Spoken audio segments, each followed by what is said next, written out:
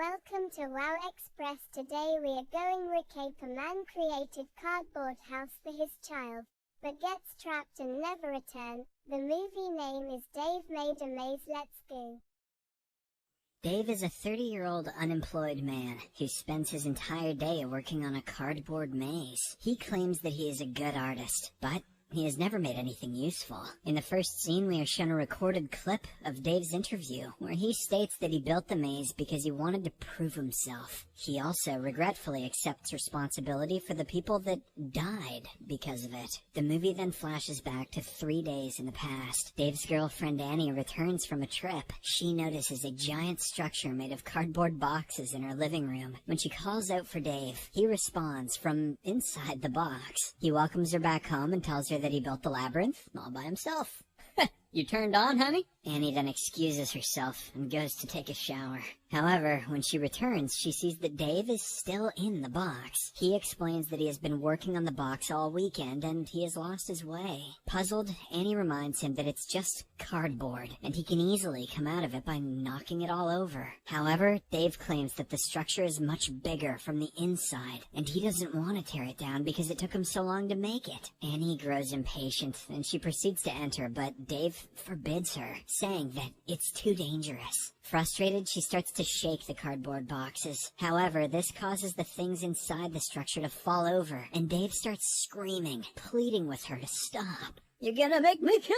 Annie backs down, but she insists on coming in. However, Dave once again forbids her, saying that she will be lost. Looking at the situation, Annie asks how long he has been inside the cardboard, and the latter replies that it's been 3 days. Annie, who has become worried at this point, suggests he break the structure down, but Dave is adamant on finding another way. Hence, left with no options, Annie calls his friend Gordon for help. After a while, Gordon comes over, and Annie explains everything to him. From inside the box, Dave also mentions that no one should come inside yet, as the maze isn't complete. He then explains the beauty of the structure, saying that he started from the center and built outward, like a seashell. As Annie and Gordon discuss the situation, the latter mentions that it's very typical of Dave to start something and leave it unfinished. They also wonder where he is defecating inside. Dave overhears the conversation and responds that he actually hasn't eaten in 3 days. Hearing this, Annie gets worried, so Gordon tries to lift the cardboard, but just then, things start to shake violently, as if there is some sort of machine inside the maze. Left with no choice, Gordon decides to seek help from their mutual friend Leonard. However, he ends up calling others too. The others include Harry, the journalist, and his crew, siblings Greg and Bryn, over-enthusiastic Jane, 2 Belgian tourists, and a homeless man. Dave warns everyone against breaking or entering the maze, saying that it's too dangerous because of the obstacles and booby traps. This frustrates Leonard, and he decides to return home, as Dave refuses to let him help. Keep your boobies to yourself then, Dave. In the next scene, Annie starts to worry, and Dave apologizes to her for putting her through this. He says that he misses her, and although she is upset with him, she admits that she, too, misses him. Annie finally has had enough, and she decides to go inside the maze to bring him out. This is music to Harry's ears, and he starts to film everything for his documentary. When the others learn about Annie's adventure, everyone except the homeless man decides to give her company. Once the group enters, they all realize that Dave was telling the truth, and the structure is much bigger than it looks from outside. Gordon also gets a taste of the maze when he accidentally slits his finger and his blood is strongly absorbed by the cardboard floor. Jane and the others start to explore the maze on their own, while Harry and his crew follow Annie and Gordon around. They look for Dave, but soon realize that the maze is more complicated than they thought. As they try to figure out their path, Harry comes across a button on the wall with a warning against pressing it. However, he nonchalantly presses it, and the next second Gordon is hit with a ball. Next, the group comes across a hallway which leads to a musical room. The room has keyboards painted on the wall. However, they discover that they can venture into the wall through the black keys. The wall leads the group to a pit full of discarded paper, with 2 origami birds watching over them from the balcony. Soon, One of the birds lunges at them, sending everyone into panic mode. The door to the room also closes, and Annie starts looking for another way out. She notices a giant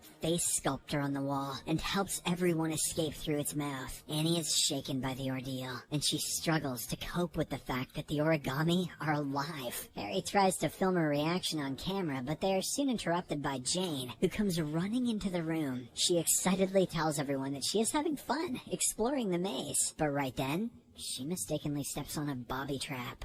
Booby trap. The trap activates, and her head is separated from her body, much to everyone's horror. However, instead of blood, yarn and confetti spills out of Jane's body. Witnessing this, everyone panics and runs out of the room. The scene then cuts to Greg and Bryn playing hide and seek inside the maze by themselves. Unfortunately, in the process, Greg mistakenly activates another booby trap, and he is sandwiched between the wall and a spiked grill, instantly killing him. Shortly after, Bryn notices his dead body, much to her horror. To make matters worse, she is splashed with a strange pink substance. Elsewhere, Annie starts to get upset and complains why Dave built the booby traps. Gordon explains that without the traps, the maze would simply be a series of articulated hallways. Soon, they are joined by a frightened Bryn. She reveals what happened to Greg and takes everyone to the place where he was killed. However, to everyone's astonishment, Greg's body is found missing, and a trail of blood and giant footsteps are leading out of the room. After examining the scene, Gordon deduces that the footsteps belong to a man-eating, half-bull, half-human monster called Guy Fieri, the Minotaur. Annie finally has had enough, and she decides to make a hole through the cardboard wall with a knife to get everyone out of the maze. Lo and behold, wind starts to blow, and they hear loud noises, as if they are trying to stop her from tearing open the wall. Annie eventually succeeds, but only to realize that there's another room on the other side of the wall. Sensing the incoming danger, Annie and the others quickly venture into the room, but something catches the attention of Bryn, and she stays back. Everyone asks her to come, but with a swift move, the giant monster swoops her up, killing her. Afraid for their lives, the group flees the scene and they finally run into Dave. Annie then leads them through a small door, which takes them to a strange room consisting of a table and chair made of cardboard paper. After reaching safety, Annie and Dave get into an argument, and everyone blames him for their predicament. Dave mentions that he warns them against entering, but nonetheless, he promises to get them out. He then asks everyone to follow him into a secret door, but ends up leading them through a pipe, which turns them into cardboard characters. Annie and the others demand answers from Dave, and he assures them that it's going to be okay after they get back to the apartment. But right then, the giant shows up, prompting the group to run for their lives. Dave leads them out of the room, and this time something good finally happens. When they cross a tunnel, they all come out in their normal forms. The Minotaur also follows them outside, but Dave builds a temporary wall to turn him away. In the next scene, the situation again starts to heat up. Everyone wants to escape the maze, and they all start to argue with one another. When things get out of hand, Dave steps up and reveals that in order to escape, they have to complete building the unfinished maze. However, Annie refuses to let him continue, and instead orders him to lead them out of the maze. Dave reluctantly agrees, and as they try to find a way out, they come across a strange wall. Surprisingly, Dave notes that he doesn't recall building it. Meanwhile, Leonard returns home, and he too enters the maze. Unfortunately, the first thing he sees is the Minotaur's axe, and Jane's severed head lying on the ground. As he walks away, it's shown that a giant origami insect has clung onto his back. Elsewhere, Dave takes Annie and the others to the entertainment room, where he shows them the old British entertainment. He then takes them to another peculiar room with a strange, enticing opening on the wall. It has a hypnotizing effect, and Annie and the others are drawn towards it. However, Dave warns them to stay away from it. When the others don't listen to him, Dave reveals his hand, which is turned into cardboard after he stuck it into the opening. The group then continues their journey, only to realize that the maze has started to grow by itself. Overwhelmed by the strange incidents, Dave loses it and calls for everyone's help in killing the giant so that he can finish building the maze and finally head home. Unfortunately, the group turns the idea down, and even in such a horrible situation, Harry suggests taking Dave's interview for the documentary. The latter reluctantly agrees, but he pours his heart out during the interview. He admits that he hates himself for being an unemployed 30-year-old who is still dependent on his parents for everything. It turns out he built the maze maze so people, including his parents, could realize that he too can do something. He also apologizes for the people that died in the maze. Hearing his emotional outburst, Annie becomes emotional too and promises to help him get out of the maze. The group then starts thinking about the escape plan again with a newfound interest. Gordon notes that since the maze is somehow alive and growing, it must have a heart, which they could find